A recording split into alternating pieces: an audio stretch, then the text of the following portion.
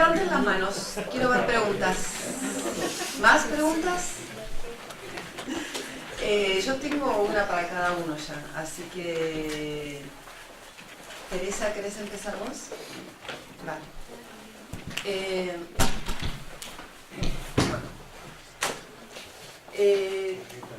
Ya que nadie se atreve, mientras que van pensando las preguntas que quieren hacer, yo tenía una pregunta para cada uno.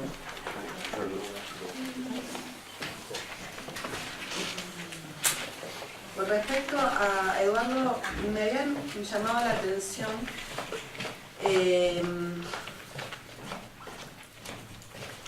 primero con respecto a esta religión, ¿cómo la llamabas? La religiosidad de redención. Por lo que entendí, no tiene un lenguaje propio, sino que se agencia de los otros estratos, vocabulario y el lenguaje, un decir, y desde él muestra o dice, se lo agencia y incluso lo transforma, lo adapta para un nuevo decir, pero que realmente no es propio, sino que está agenciado. Y aparentemente, además de esta religiosidad de redención, lo que busca también es aunar de algún modo, vincular estos diferentes estratos. No sé si lo comprendí, era un poco para saber si lo había entendido bien, y a partir si lo había más o menos entendido bien lo que habías expuesto, que me llamaba mucho la atención, es que entonces esta religiosidad de redención se convierte en un tipo de espejo de todos estos estratos. Además espejos deformados, ¿no? Porque al no tener un lenguaje propio, sino que se agencia, que enmascara y que incluso transforma, es un espejo donde cada uno de estos estratos se va viendo reflejado, identificado de algún modo, y eso, bueno, me había llamado un poquito la atención. No sé si en mi interpretación de esta idea de espejo te parece que es muy descabellado o no. Y después, otra de las cosas que también me había llamado la atención con respecto a esta religión tan activa, tan de actos, en contraposición con respecto al misticismo, que tanto la contemplación, la espera, la escucha, no sea pensada desde Weber, no sé si es desde él o como sociólogo, como acción también, porque al fin y al cabo también es una acción, son acciones, ¿no? Otro modo, ¿no? Y bueno, me llamó mucho la atención, pero creo que eso se repite en todas las ponencias que hemos visto, cómo se retira lo místico, ¿no? Cómo se va retirando lo místico. Y si en esa retirada,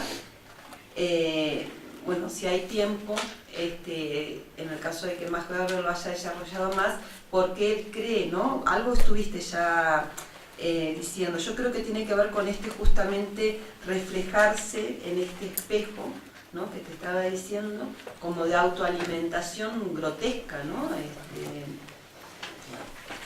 Después, a Pepe, a mí me gustaría mucho, si tenés tiempo, y me gustaba mucho si podías profundizar un poquito más en estos lazos inmanentes que hablabas en un momento dado, cuando estabas ya hablando de lo que era la meditación, en el caso de Bataille, una meditación no mística. A mí me hizo acordar en algunas cosas, yo no sé si Bataille menta o no a Heidegger, porque en algunas cositas se encuentran, se cruzan, ¿no? Se tocan. Y quizás sea únicamente la influencia cristiana, no lo sé. Sí, porque me parece importante lo de los lazos inmanentes, porque podría ser que por ahí se dé hacer comunidad, que por lo pronto yo no terminé de ver en tu exposición, no terminé de escuchar, ¿no? La necesidad de una nueva comunidad también, ¿no? Si él está rebelándose o resistiendo al individualismo tan marcado de la modernidad, Quizás lo mencionaste y a mí se me escapó. Bueno, vos tengo un montón de preguntas, pero voy a llegar nada más que creo que me voy a quedar en dos. Con respecto, me interesa mucho el trabajo de la cura, que justamente me quedé con la pregunta, ¿no?, que lanzaste y que me gustaría que retomáramos. Si no es el tiempo de curar las imágenes, ¿no?, de curar los espacios en donde poder vivir, no sé si es vivir, experimentar lo artístico. Pero sobre todo me interesa si podrías profundizar, para los que no somos de la jerga artística, de qué trata la cura. Porque, por ejemplo, y simplemente porque me imagino de escuchar alguna vez algún documental, si esa cura de una pintura que de golpe descubre eso que aún no había sido visto, ¿no? Eso siempre me llama mucho la atención. O la transformación del espacio de esa iglesia que ahora se convierte en un espacio de exposición. Bueno, por ahí. Y después, con respecto, bueno, obviamente cuando estabas hablando de Kant y del texto de la crítica del juicio, yo creo que en este texto de Kant justamente estoy totalmente de acuerdo con todo lo que has mencionado cuando has descrito o lo has expuesto mínimamente, y también es un texto en donde me parece que desde esta universalidad subjetiva que él presenta, también hay ahí el tema de la comunidad, al hacer comunidad. Y eso sí, que vos solamente lo tenés más presente que yo, porque yo trabajé hace mucho tiempo ya, si lo podrías, porque me gustaría que si pudiese salir el tema de cómo hacer comunidad en la respuesta sería interesante. Y ya está. A mí, bueno, con respecto, si tenés tiempo después cuando tenemos un café me explicás mejor lo que es Insigen. ¿Vale? Porque no me enteré. Y no, porque justo además el otro día estuvimos con Haris y él justamente estuvo comentando el tema de las traducciones, cómo se perdía, y estuvimos hablando justamente de estas dos palabras, además. Pero eso si no, en un café lo hablamos. Y a mí lo que me genera curiosidad, porque lo mencionaste justo al final, es qué es eso, o qué es aquello que hay que aprender a escuchar de esa lira, de la lira, sí, pero de la lira cristiana, de la órfica, que fue lo que se cayó de la órfica, eso lo estuviste mencionando un poquito al final, muy, muy rápido, y qué es lo que aún no fue escuchado de esa cuerda que es cuerpo en Cristo, ¿no? Si lo has pensado, bueno, también me interesaría. ¿Ya les di tiempo para preguntar? Bien. ¿Hacemos todas las preguntas juntas entonces? Sí. Dale. Bueno, buenas tardes. Quiero daros sinceramente, como decía yo en un lugar que se reía mucho, que la sinceridad no es un valor ni epistemológico ni siquiera ético, y lo defiendo, con el cual puedo estar mintiendo como un bellaco, pero os doy las gracias, repito sinceramente, por las conferencias, no suelo ser muy hiperbólico y menos con los amigos que luego los leí. Me ha sorprendido ver a Valerio por rutas guardinianas, donde no le esperaba, para acabar con esta música mística de casquería que a uno le acongoja. Y luego decís que el Apocalipsis es gen. Vamos, mi sección de viola en el espacio del Museo en el Tiempo de la Filosofía me parece extraordinaria. Y quiero hacer simplemente una pregunta a Eduardo, a su gran y bien fundada conferencia, que luego ha sido asentida por Manuel Fontán. Es cierto que Weber hace de la modernidad del tiempo de las tesis intramundanas. Es cierto que la gran investigación que se encamina a eso tiene una culminación en 1904-1905, pero también ahí tiene esa noble y notable despedida que todos conocemos. También parece haber muerto la Rosada, sucesora del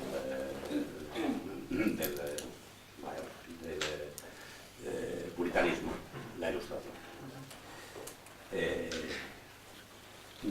Pocas veces se lleva el diagnóstico de Weber más allá, porque yo creo que en estos momentos, en consonancia también con esa filosofía del recreo y el recreo de la filosofía de Marcela esta mañana, me da la impresión de que la caracterización de nuestro tiempo, en términos de ascetismo inframundano, presenta dificultades, lo cual no es una objeción contra Weber, y mucho menos contra ti, que no me atrevería. Contra Weber sí, porque está muerto y no responde. Bueno, es esa duda que tenemos, yo en mi caso, desde que empecé a escribir, al respecto de la época en que vivimos y si lleva o sobrelleva con dolor el nombre de modernidad. Si cuando resulta que los que mejor dibujaron el mapa mental y moral de la modernidad dieron unas categorías que hoy con dificultad se adaptan a nuestros modos y expectativas de vida, que somos, como Ortega, muy poco modernos y muy siglo XXI, para presentar a Ortega. Esa es la pregunta que seguramente como respuesta tiene un par de siglos de investigación a los que le dediques, pero bueno.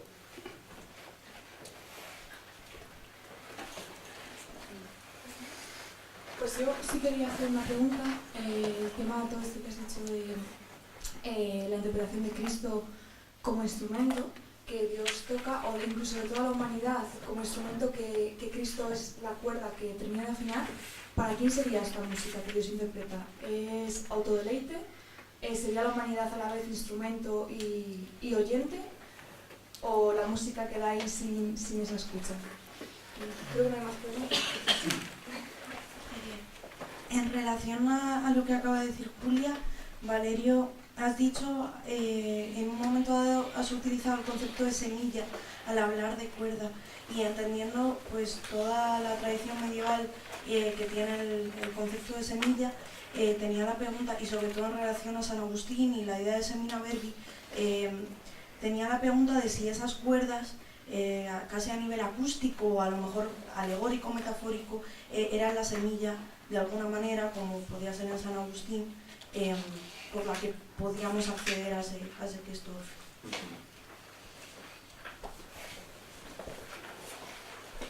Bueno, muy brevemente, unos pequeños matices, ¿no? En relación a la ponencia de Eduardo Zazo, claro, todos los conceptos teológicos son conceptos políticos teologizados.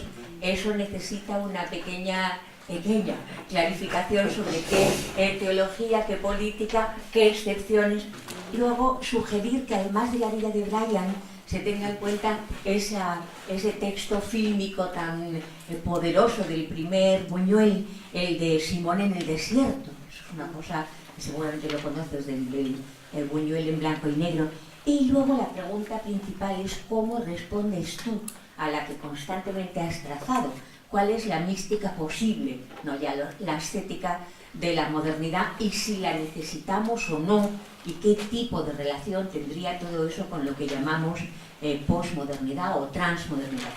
En relación a la ponencia de Pepe Vidal, me interesa mucho una cierta conexión entre ese batall de las formas menores, leves, sutiles, y el primer bátimo, cuando todavía era un bátimo tan nietzscheano, antes de su giro cristiano. Me gustaría saber qué te parece eso. En relación a la intervención de Manuel Fontán, que me ha gustado muchísimo, me parece muy vibrante, retóricamente muy sugerente, yo creo que la pregunta que él mismo ha subrayado, vamos a estos lugares que son museos a tener experiencias místicas, la pregunta sería si en esta cuestión cómo juega el giro lingüístico y el giro hermenéutico, si ya está Viola entendiendo que hay un espacio interioridad espiritual que se puede verter en una exterioridad y bueno, tiene como fondo entonces un lugar neutro, ¿no? Y luego me interesaba también tener en cuenta no solamente la ontología de la imagen del cine-movimiento de Gilles Deleuze, sino la del cine-tiempo.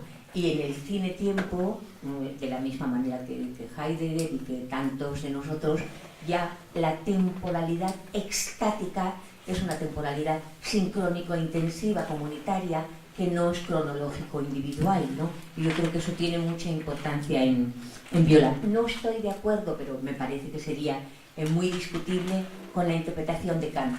En 1781, en realidad, en la crítica de la razón pura, no está tratando de lo bello. Y por otro lado, es muy discutible que el espacio y el tiempo sean reductibles a la sensación. Eso genera problemas enormes que han visto todos los críticos de la crítica de la razón pura, sobre todo con el esquematismo trascendental, ¿no? Y luego ver en el juego libre de las facultades de la Critique de Octaviskraft del 790 una dimensión mística. Claro, la inmediata sería ahí una mística sin Dios, una mística sin lo divino.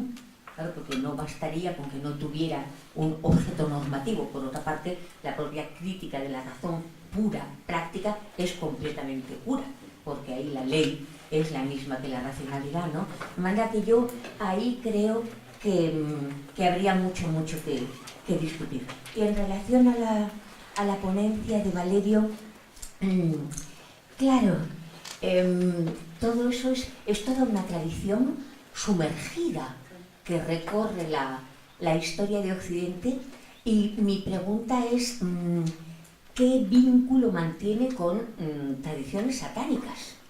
Es decir, con tradiciones de un gnosticismo no solamente de lo prohibido, sino del otro principio. Y claro, bueno, sencillamente, ¿qué hay ahí de Dionisos? Porque que es la misma pregunta. Porque Orfeo, la lira, Apolo, ahí me interesa mucho ese trasvase de la tradición, como decir, más pacífica entre un Apolo del orden, un Dionisos del deshacer la síntesis y por lo tanto de lugar a la diferencia y a la alteridad, y en esta otra tradición a mí me parece que se introducen dimensiones orgiásticos, satánicas, prohibidas. Eso me interesa bastante. Gracias. Hay una pregunta Nicolás más. quiere todavía hacer una aportación. Yo quería hacer una pregunta muy breve a Manuel Fontán. ¿Esto se oye? Sí, sí. ¿Se oye por el micro? Sí. Muy brevemente, ¿tú estarías de acuerdo en pensar o en afirmar que prácticas artísticas como la de Richard Long o de Hannes Fulton es otra manera externa al museo, por lo menos inicialmente, porque después se museiza, pero que es una experiencia ajena al museo o externa al museo, que intenta reintroducir una dimensión mística en el arte contemporáneo? Pongo esos ejemplos siendo muy distintos uno del otro, ¿no? Las caminatas de Hannes Fulton y su uso de la fotografía y de los poemas, ¿no? El de Richard Long, que es una mera disposición material, objetual en el paisaje. Esa es una. Y la otra también es igualmente breve, con el juicio puro del gusto y sus objetos, al que has aludido. Estaba viéndote, y claro, cada uno oye las cosas desde el lugar que ocupa o desde sus filias y sus fobias, ¿no? Y te quería preguntar, ¿la mejor manera de expresar eso que quiere decir ahí Kant no sería remitiéndose a ese texto o esos parágrafos de El mundo como voluntad y representación de Schopenhauer, donde habla de abandonar, de no preguntarnos por el qué, por el cuándo ni por el cómo, sino abandonarnos a la pura percepción de cualquier cosa, de un árbol, de una mesa, de una casa, Y eso es considerar el mundo subespecie eternitatis.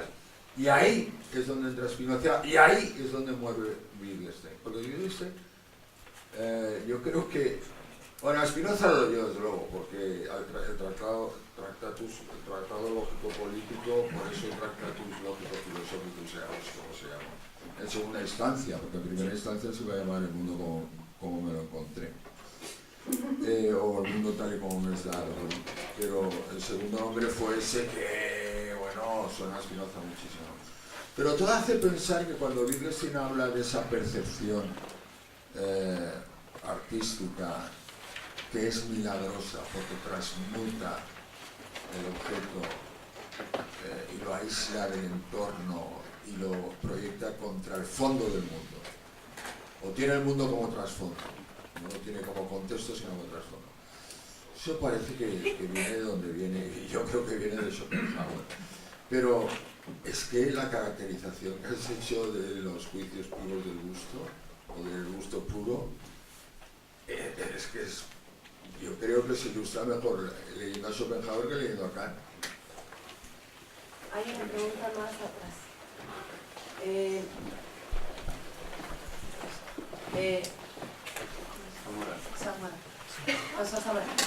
Profesor, ¿le podría pedir cortita la pregunta si tenemos tiempo? Muchísimas gracias. Muchísimas gracias. Lamento solo haber podido escuchar las dos últimas.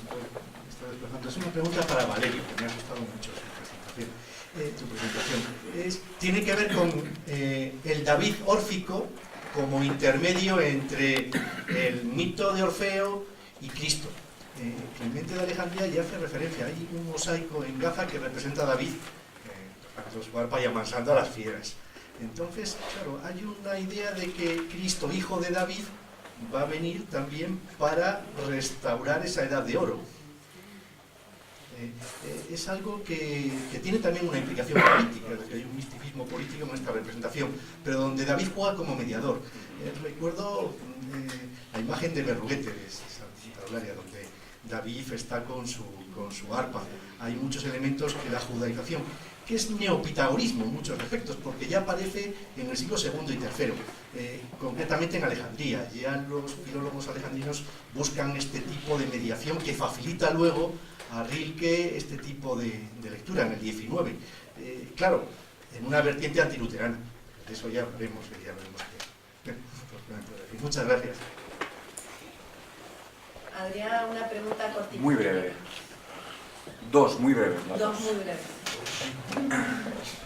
Es que es tu disciplina, Juan. Sí, primera para Eduardo. Me ha resultado curioso lo que comentabas respecto a Geber de la imposibilidad de una revuelta carismática hoy en día, justamente cuando está de moda las tesis populistas, ¿no? En este sentido, pues quisiera preguntarte, bueno, ¿qué sucede para que no se pueda ofrecer este reconocimiento, según Geber? Y bueno, también plantear la consideración que hace Bataille, de que precisamente es en la modernidad, cuando en este orden democrático burgués, cuando es posible que surja un nuevo carisma, un poder religioso que se aúna con el poder militar y que por tanto permite precisamente la burocratización que surja la figura de una recuperación del trono vacío. Bien, y luego una muy corta para Pepe, que puedes no contestar, la podemos hablar luego, y que es sencillamente un debate que tenemos pendiente, yo creo que hace tiempo, que es ¿todo el mundo puede realizar la operación soberana? ¿Todo el mundo puede ser soberano? ¿O de sobrar que...? Vale, muy bien, hay debate. Bueno, a los ponentes vamos a ir en el mismo orden en que expusimos. Vale. No voy a ser mala y ponerles así 5 minutos, pero les pido brevedad, ¿vale? Más que nada para que quede un pequeñito descanso antes de... Si no, nos quedamos acá, repartimos café y continuamos sin descansar.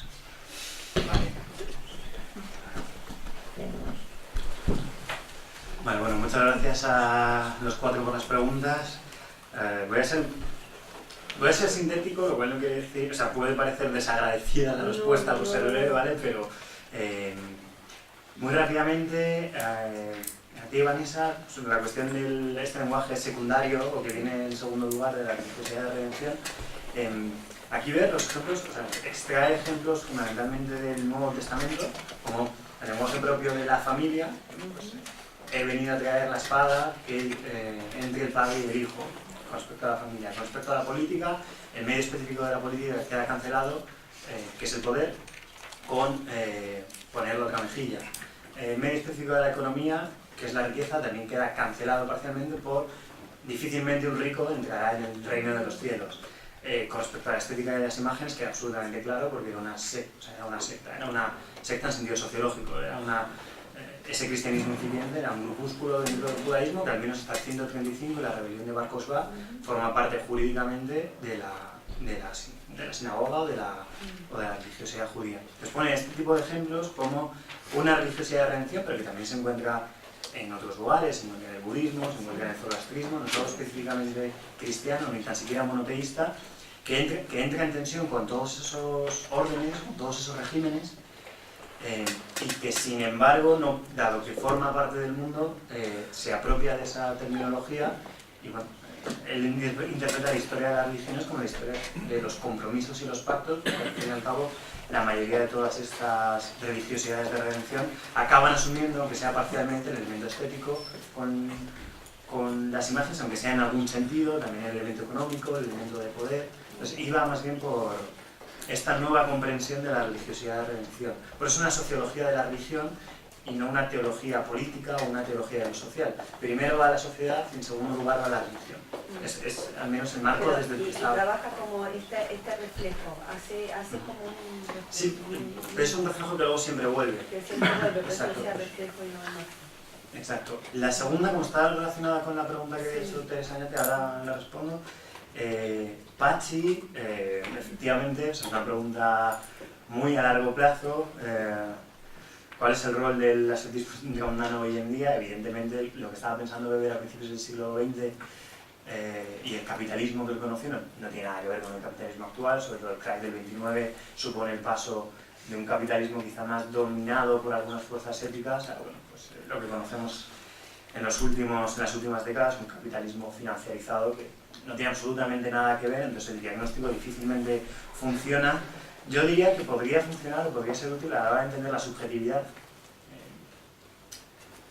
Bueno, había algunos desarrollos de Urbano de la Fuente y otros autores que sí que han señalado esta subjetividad específicamente estética que es transversal, y en segundo lugar en el tipo de dominación legal racional con aparato burocrático, o sea, fundamentalmente la burocracia, que no es uno de los temas hacia donde se reconoce el Weber de la ética protestante y el espíritu del capitalismo en los últimos años de su vida, como pues hay un elemento burocrático que es transversal, porque está en cualquier tipo de organización, bien sea en la asociación de vecinos, bien sea en la universidad, bien sea en una empresa económica, bien sea en el ejército, bien sea en la iglesia, y que ejerce un poder de coerción y que ejerce un tipo de subjetividad que al menos tiene cierta conexión o se puede vincular con este ascetismo gaundano, pero es verdad que requiere mucha reformulación.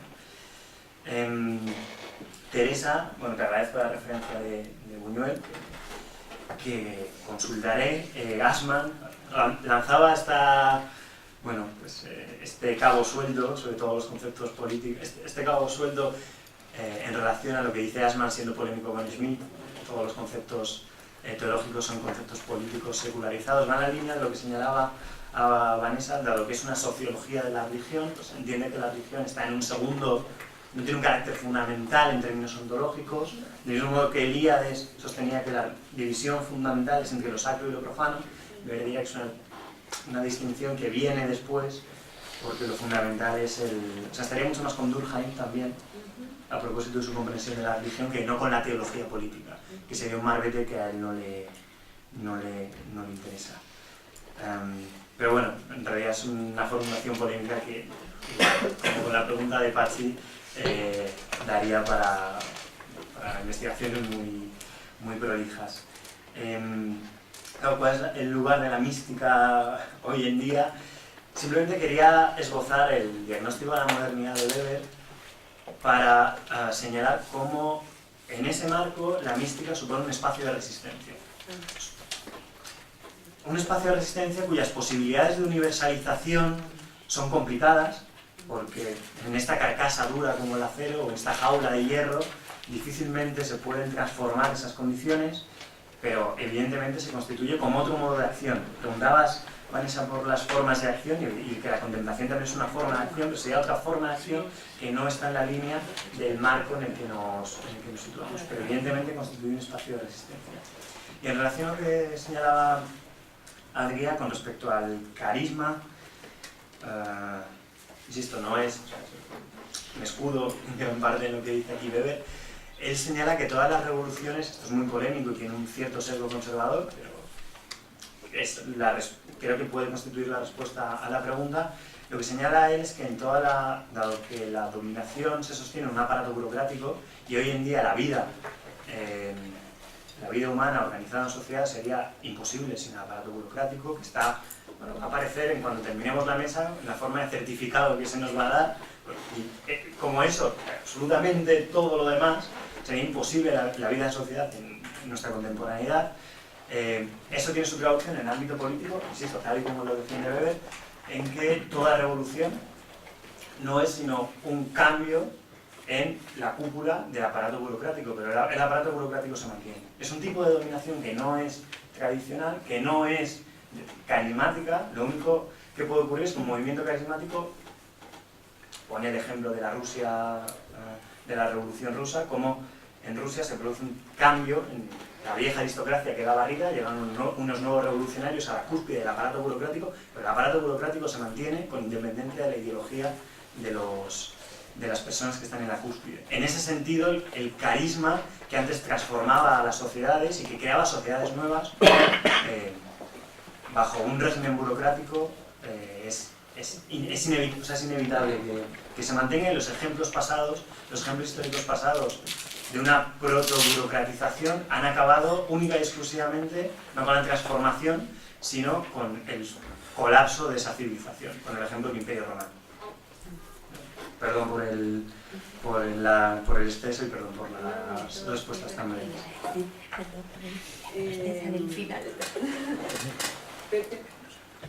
Sí,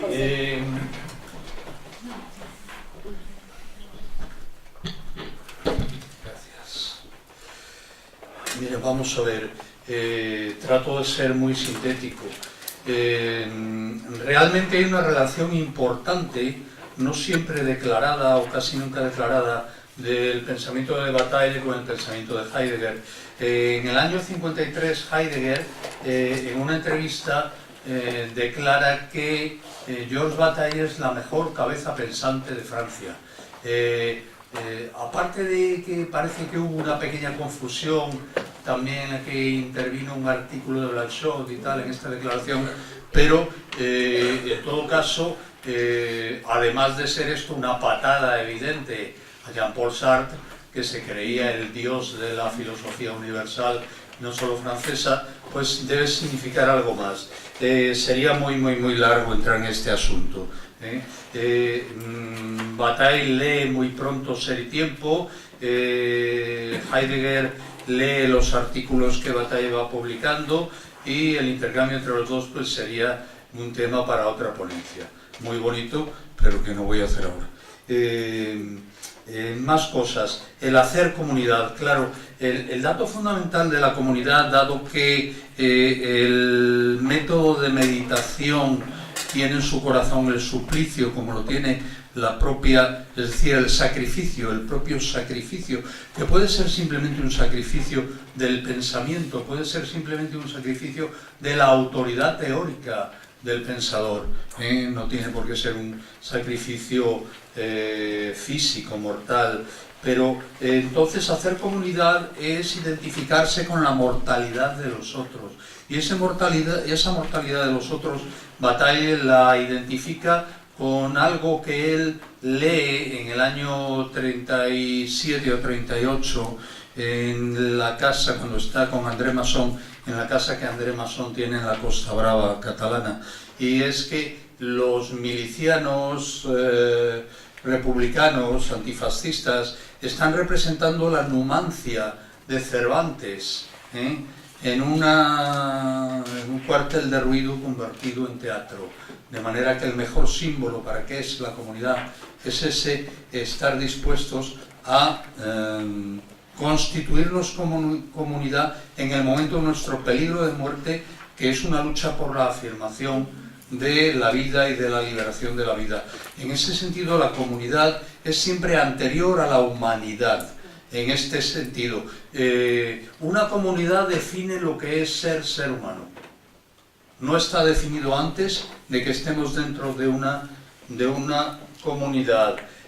Contestando en una sola respuesta a la pregunta de Teresa y a la otra pregunta de Vanessa, los lazos inmanentes en las formas menores de la soberanía tienen una estrecha conexión.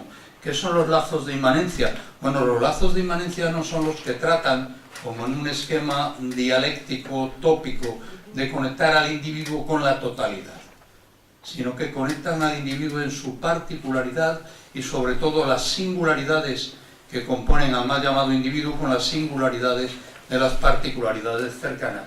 Por eso se da en el erotismo, por eso se da en el amor a los familiares, por eso se da en las actividades sagradas, es decir, aquellas que responden a la pregunta, no responden, que aceptan, asumen la pregunta religiosa.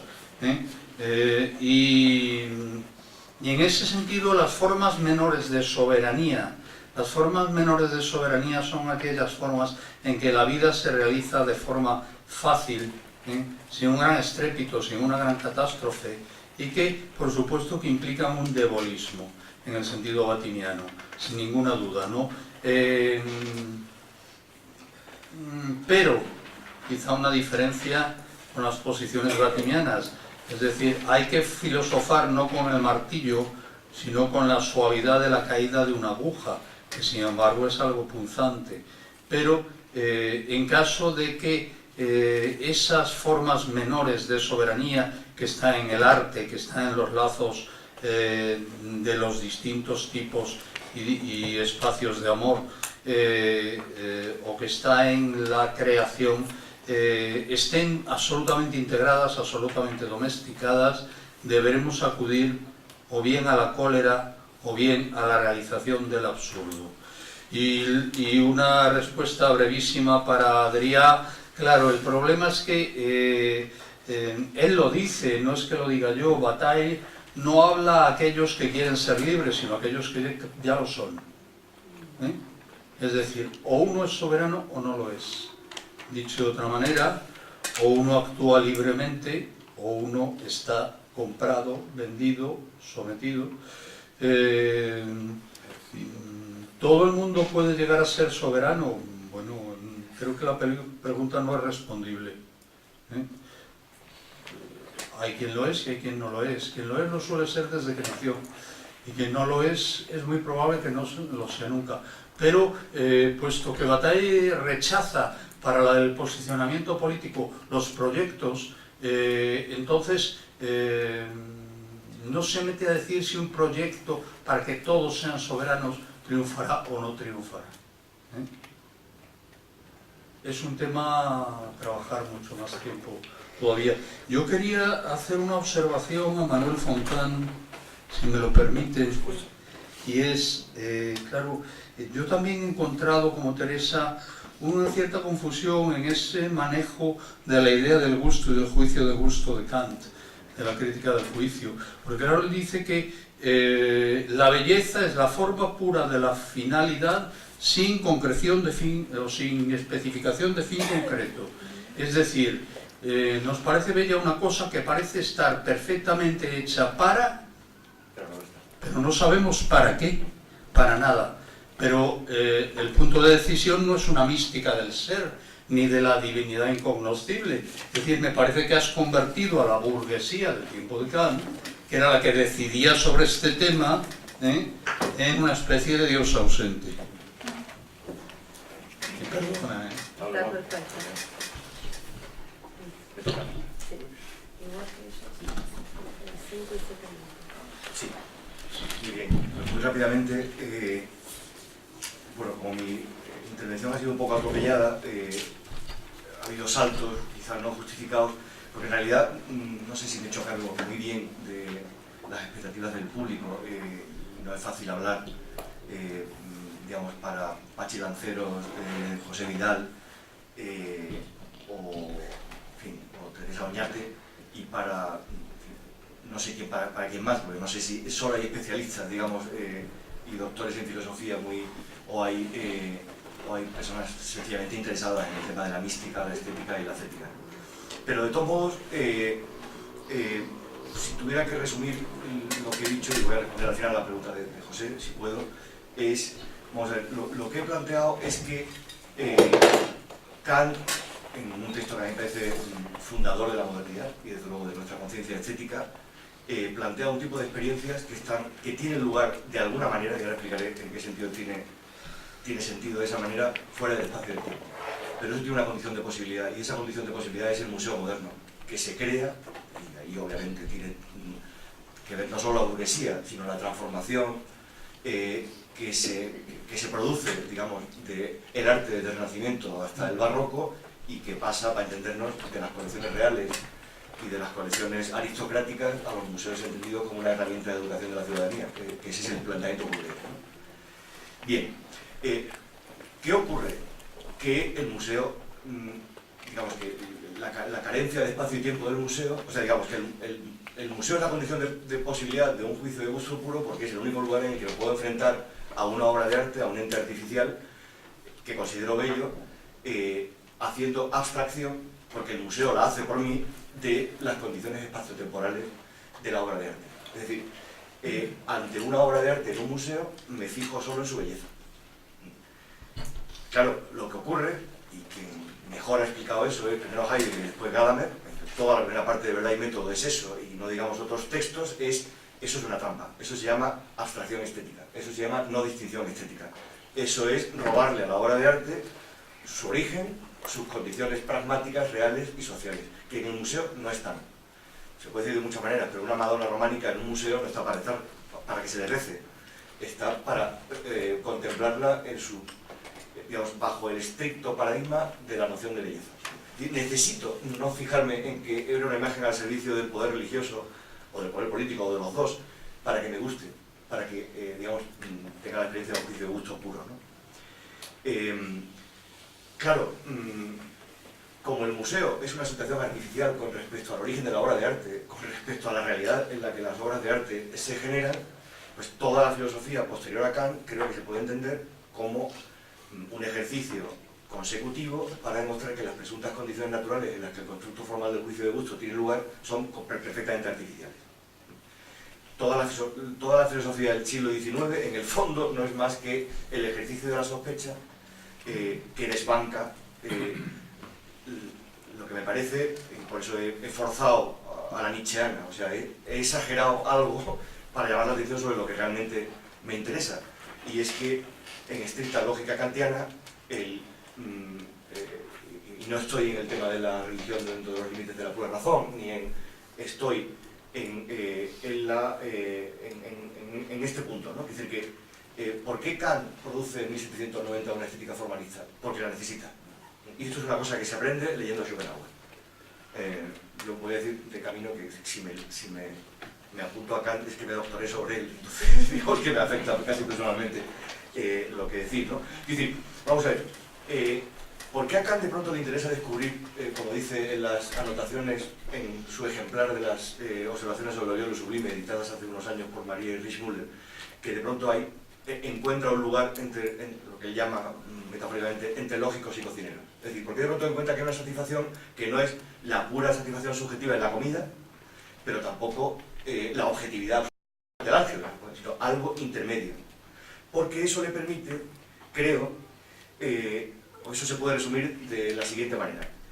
Vamos a ver, si la subjetividad es la que dota el significado a los objetos, perdón, digamos, el enemigo de fondo que tiene Kant, por el que le sale esta especie de cosa tan extraña que es una estética formalista, pero que es nuestra conciencia estética. Nosotros vivimos, por mucho giro lingüístico y hermenéutico que haya que tener en cuenta, que hay que tenerlo en cuenta, en la conciencia estética del siglo XVIII. Vamos a los museos a enfrentarnos en términos de juicio puro de gusto a las obras de arte.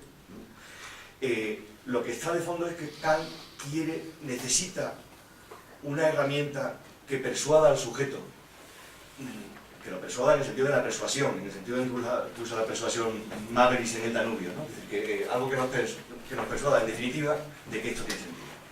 Necesita una herramienta que no puede ser coercitiva, porque entonces está fuera del espacio y del tiempo.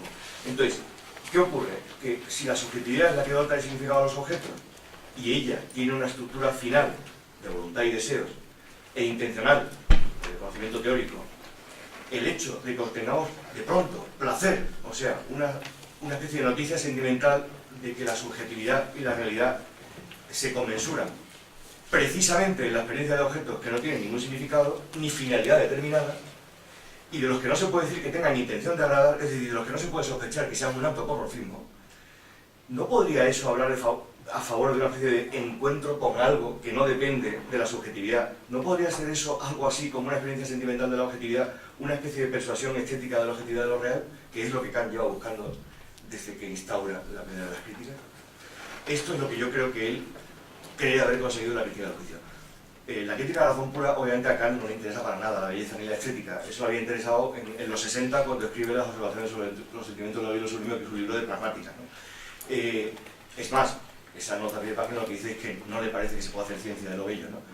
Pero hay algo que ocurre entre el 80 y el 92 que lleva a habilitar esta clase. Yo creo que ese algo es doble, y lo he escrito, con perdón por autocitarlo. Uno es el efecto Rousseau, la lectura de Rousseau, y la preocupación moral, y la espontaneidad de los sentimientos, la bondad natural del hombre, para entendernos, ¿no? Y lo otro es el susto que se convierte en terror al antropomorfismo y al naturalismo de los filósofos ingleses empiristas, que amenazan con dejar a la metafísica que él quería inaugurar sin bases. Bueno, Vanessa, ¿qué es la cura? En mi opinión, bueno, aparte de mi profesión, una alternativa... Perdona que te interrumpa. Bueno, quieren, no sé si... Te lo cuento aparte. Dale, vale. Para así por el tiempo, ¿vale? Muy bien, pues... cuando estemos tomando café bien, y nos reunimos, perdona que te interrumpa. Nada, por favor. Bueno,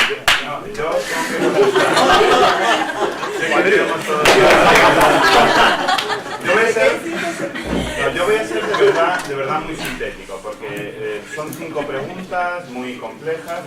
Entonces, yo creo que mi ponencia lo que trata de hacer ver tiene un contenido anti-nietzscheano, en el sentido de que si Nietzsche contrapone en Ecce Homo Dionisos y el crucificado, ¿no? Igual que había anteriormente opuesto Apolo y Dionisos, y efectivamente quizás no había tenido en cuenta ese elemento dionisíaco que hay en Apolo, que se ve sin más en el desollamiento de Marcias que he citado. Del mismo modo hay en el crucificado un componente dionisíaco, es un componente que podemos llamar demoníaco, con Warburg, como he dicho, y si queremos incluso satánico o gnóstico, como queramos decir, ¿no? Entonces, esto es un poco lo que yo quería trasladar, y por lo tanto la música que digamos sale de esa lira órfica es una música horrorosa, es una música terrible que expresa ese desgarro, ese dolor, y que suena para los seres humanos en forma de gigantesca y jamás reconciliada culpa por haber matado a Dios, ¿no? Entonces, esa es la gran pregunta que nos tenemos que hacer. ¿Por qué el cristianismo, en especial el barroco, ha insistido tanto en la forma terrible en la que Dios muere, o mejor dicho, es matado? ¿Por qué ha insistido en esa sangre, en ese desgarro que hemos visto aquí, efectivamente lo que Paz se llamaba la carnicería? Entonces, la cuestión es, mi respuesta sería, porque entre otras cosas también ha querido reconectar con esa corriente subterránea, efectivamente, de lo dionisíaco, que como muy bien decía José María, tiene también anteriormente expresiones en David, ¿no? En el sentido de San Clemente se ve muy bien David como esa preparación de Cristo también por su naturaleza musical, pero que evidentemente le da, si queremos, un fuste simbólico al cristianismo que le dota, por así decirlo, no voy a ahora calificarlo, pero de un atractivo. Le dota, le reconecta con una tradición, con un caudal simbólico inmenso, y eso lo dota de potencia en un momento como la Contrarreforma, en la que es muy difícil acudir a otro tipo de paganismo y a otro tipo de referencias simbólicas. Entonces, la pregunta, que es por donde yo empezaba, y si a alguien le ha extrañado a Guardini, pues bueno, que la gente, yo mismo me autosorprendo a veces, la pregunta es, ¿por qué Guardini tiene en sus obras teológicas, fundamentalmente, necesidad de incluir a Rilke que es abiertamente no cristiano y que yo creo que sí que tiene este fondo dionisíaco, demoníaco, ¿por qué tiene necesidad de conectarlo en esta filosofía del corazón con San Buenaventura, con San Agustín, con no sé qué, con Newman? Y es, en mi opinión, también por esto, porque también el cristianismo del siglo XX necesita en algún momento de este nuevo fuelle, de este nuevo, por así decirlo, combustible, que le pueda, por así decirlo, dar un poco más de aliento en términos simbólicos, ¿no? O sea, yo he intentado establecer esta comparación y bueno, es muy... Y por eso, también con respecto a lo que decía José María, ciertamente la tradición neopitagórica está detrás, ciertamente la idea de la armonía mundi está aquí detrás, la idea de que la creación es un concierto, etc. Pero aquí se insiste, en mi opinión, en el carácter cacofónico de esta melodía, ¿no? Entonces, por un lado, pues sí, nosotros llamamos a los coros religiosos Orfeón, porque nos queremos conectar con el mito de Orfeo, pero por otra parte tenemos el desgarro absoluto del Cristo cuerda, que es terrorífico si lo pensamos hasta el final, pero, y con esto termino. ¿Por qué Mel Gibson, una persona profundamente creyente, dado que estamos tiene necesidad de, en La Pasión de Cristo, hacer escenas de 20 minutos de latigazos de Cristo donde le arrancan la piel a cachos? ¿Qué necesidad tenemos hoy en día de eso? Pues es un poco lo que a mí me mueve a pensar estas cuestiones. Pues ahora sí.